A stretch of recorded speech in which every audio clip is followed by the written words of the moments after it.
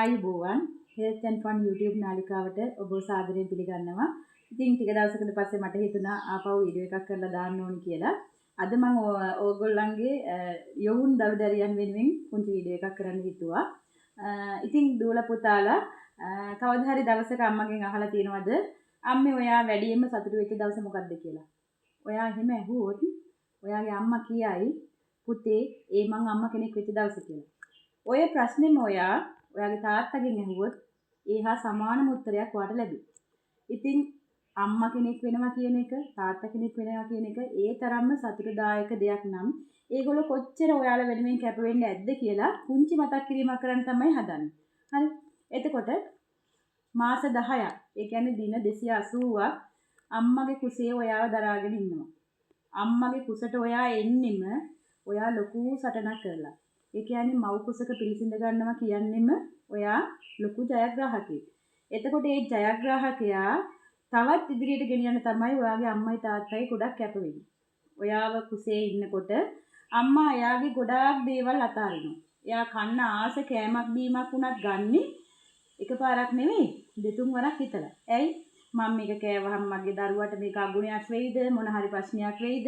එහෙම එයා හිතන්නේ. ඒ වගේම තමයි වෙන්දාර සෙල්ලක්කාර විදිහට නටලා ගයලා කඩිමුඩිය කරපු වැඩ හෙමින් කරන්න පටන් ගන්නවා. ඒ ඇයි මගේ දරුවට මොන හරි හානියක් වෙයි කියලා හිතලා. ඉතින් ඒ විදිහට එයා මාස 10ක් ඔයාව කුසේ තියාගෙන පරිස්සම් කරනවා. එතකොට අම්මා විතරද මේ ඔයාව පරිස්සම් කරන්නේ? නෑ. ඔය අම්මට ආස හිතෙන හැමදේම ගෙනලා දෙන්නේ කවුද? තාත්තා. එතකොට ඔයාව අම්මගේ කුසේ ඉන්නකොට අම්මා හා සමානම කැපකිරීමක් තාත්තත් කරනවා. අම්මගේ අවශ්‍යතා රැක බලා ගැනීම, ඒ සියලු දේ කරලා අම්මට පොඩි හරි අපහසුතාවයක් වුණාම ඒකට උදව් කරලා අම්මව සතුටින් තියලා ඒ විදිහට තමයි ඔයාව අර මාස 10ක් අම්මගේ කුසේ බලාගන්නේ.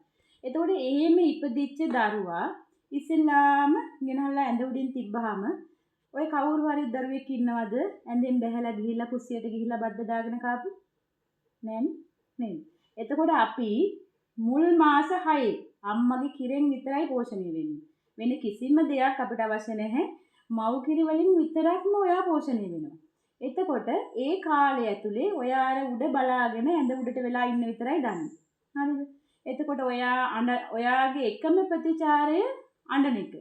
ඔයා අඬන එකෙන් ඔයාගේ අම්මා දන්නවා, ඔයාගේ තාත්තා දන්නවා ඔයා අඬන්නේ බඩගින්නටද නැත්නම් බඩ රිදිලාද, මදුරුවෙක් කාලාද, චූකක් අදාලාද, ඒ මොකටද අඬන්නේ කියලා ඔයාගේ අම්මා තාත්තා දන්නවා. එතකොට ඒකට අවශ්‍ය ප්‍රතිචාරය දක්වන්න ඒගොල්ලන්ට පුළුවන්.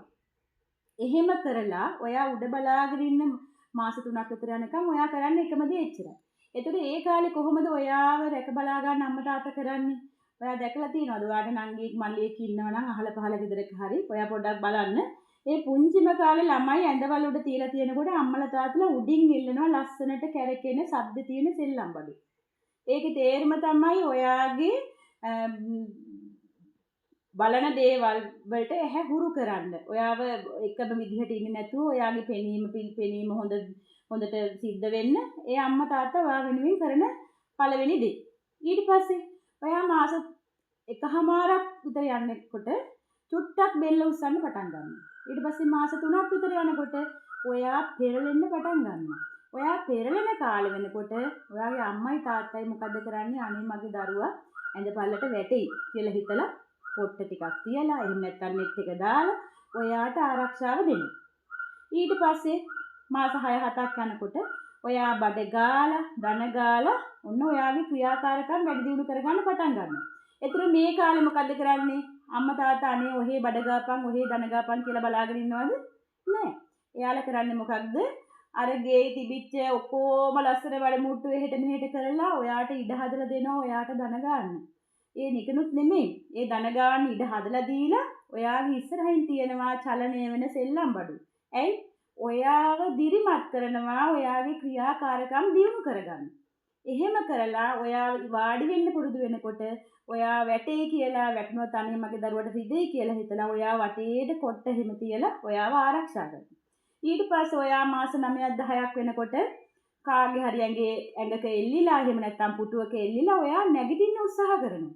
ඒ උත්සාහ කරන කාලෙත් අම්මයි තාත්තයි ඔයා වෙනුවෙන් ගොඩාක් දේවල් කරනවා. ඒ විදිහට ගිහිල්ලා අවුරුද්දක් විතර වෙනකොට ඔයා තනියම ඇවිදින්න පටන් ගන්නවා.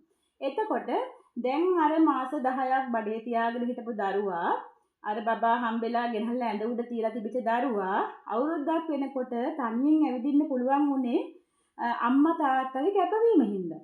එහෙම නැත්නම් ඔයාලා කවදා හරි ওই ක්‍රියාකාරකම් ටික කරයි. හැබැයි ඔයාලගේ වයසට ලැබෙන්න ඕනි ක්‍රියාකාරකම් නැති වෙයි. හරිද? එතකොට එහෙම කරලා ඔයාව ඊට පස්සේ අර කෑම කන විදිහ වහුරු කළා. ඔයා වෙනුවෙන්ම වෙනම කෑම හදලා, ඔයා වෙනුවෙන් සියලු දේවල් කැප කරලා, එහෙම කරලා අවුරුදු 4-5ක් විතර වෙනකම් ඔයා අම්මා තාත්තා පස්සෙන් ගිහිල්ලා හැදෙනවා. ඒ කාලය ඇතුලේ ඔයාගේ ලෝකේ වීරයා වෙන්නේ දුවෙක් නම් එයාගේ අම්මා, පුතෙක් නම් එයාගේ තාත්තා. එතකොට ඒ කාලය ඇතුලේ ඕගොල්ලන්ට අම්මා තාත්තට වඩා වැඩි කෙනෙක් නැහැ. එයා තමයි වීරයා. හැබැයි ඊට පස්සේ ඕගොල්ලෝ අවුරුදු 4-5ක් වෙනකොට යනවා මොන්ටිසෝරියට. ඊට පස්සේ ඔයාලගේ වීරයා කවුද වෙන්නේ? Montessori teacher. ඔයාලා ඊට පස්සේ ටීචර් මෙහෙම කිව්වා, ටීචර් අරම කිව්වා. එහෙම තමයි ඔයාලගේ හැසිරීම වෙනස් කරගන්න පටන් ගන්න. හරිද? ඊට පස්සේ ඔන්න ඔයාලා මොන්ටිසෝරියෙන් යනවා එක වසරට. ඔයාලට මතකද ඔයා එක වසරට යනකොට ඔයාට තිබිච්ච හොඳම සපත්තු දෙක තමයි අරන් දුන්නේ. හොඳම බෑග් එක, හොඳම බෝතලේ, සියලුම දේවල් අලුතෙන් අරන් දුන්නා. හැබැයි ඔයාට හොඳම සපත්තු දෙක අරන් දෙනකොට ඔයාගේ තාත්තගේ කකුලේ සෙරප්පු දෙකක්වත් නැතිව තියෙන්න ඇති.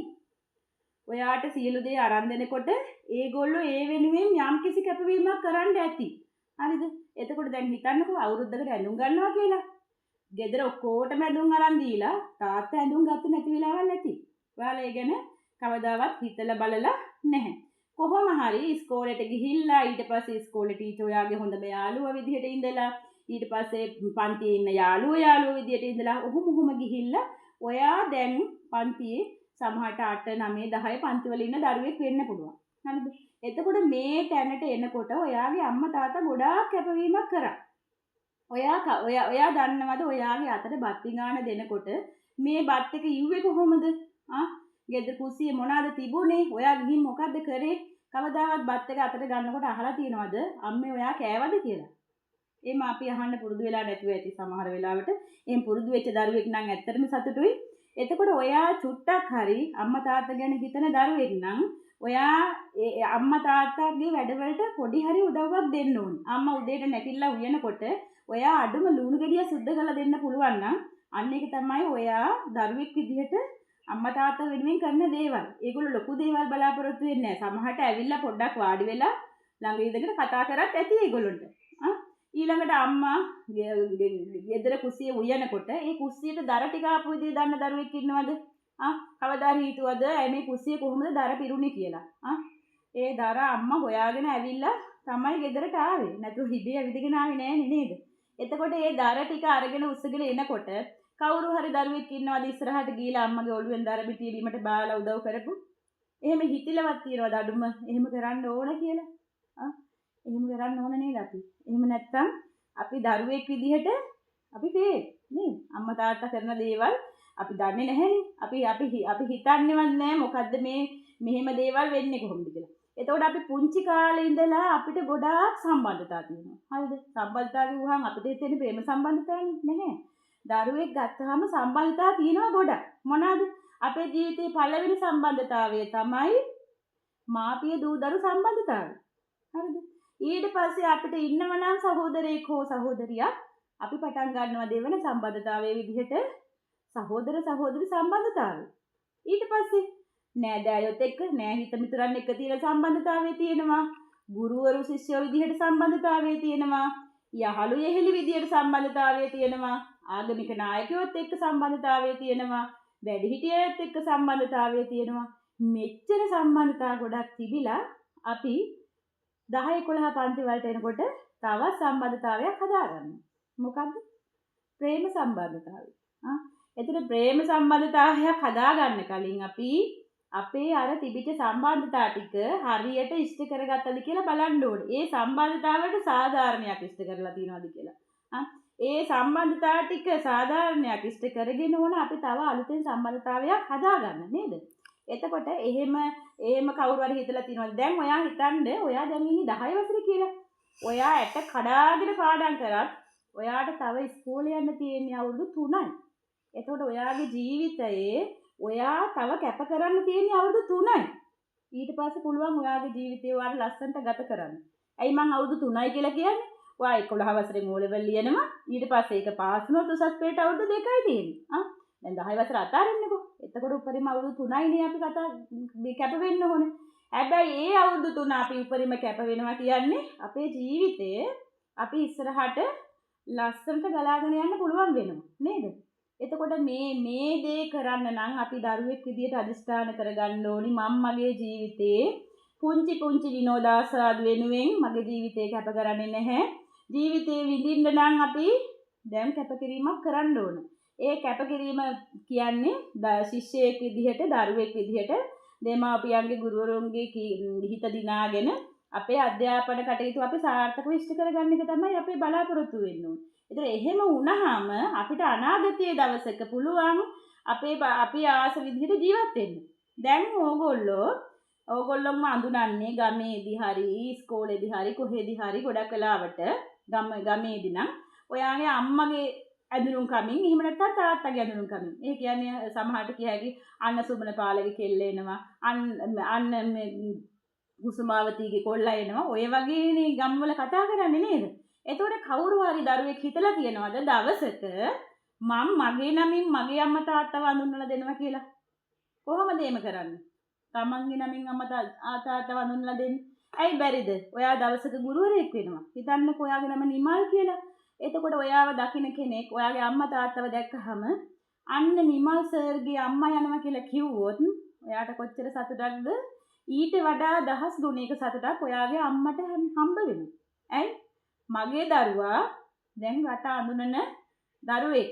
මගේ දරුවා ජීවිතයේ දිනපු දරුවෙක් කියන අදහස ඒගොල්ලන්ට එනවා. එහෙනම් අපිට ලොකු දේවල් කරන්න තියෙනවද අපේ ජීවිතේ?